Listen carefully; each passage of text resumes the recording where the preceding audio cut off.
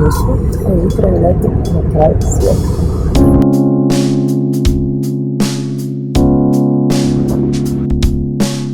Stigla sam na kraj svijeta i super je. Ushuaia, najjužniji grad na svijetu, a među turistima poznati kao kraj svijeta, odnosno Fin del Mundo. Ushuaia je glavni grad argentinske pokrajine Ognjena zemlja. Nijedan turist u gradu zapravo neće propustiti fotkanje uz znak koji označava da ste došli na kraj svijeta.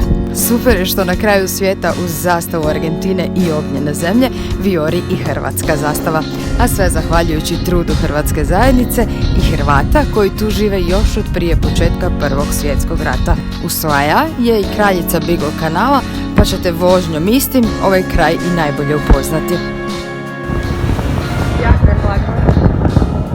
Naravno, hladno je i usred ljeta, obzirom da je Ushuaia zadnji grad, odnosno zadnje naseljeno mjesto koje ima status grada prije Antarktike.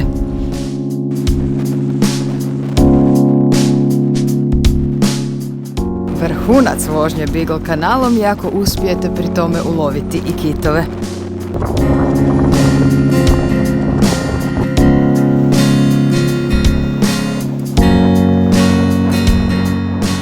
Osim vožnje po Beagle kanalu, ono pošto većina turista dolazi u Ushuaiu i po čemu je jako poznata, je nacionalni park koji nosi isto ime kao i otočje Ognjena zemlja.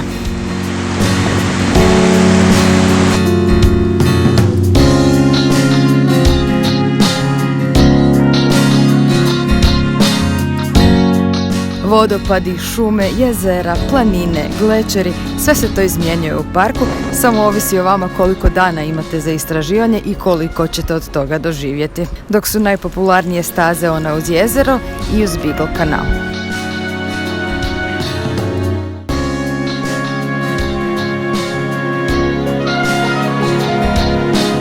No u kojem god da smjeru krenuli, sigurno ćete biti fascinirani ljepotom nacionalnog parka. Jednako kao i zalaskom sunca na kraju svijeta.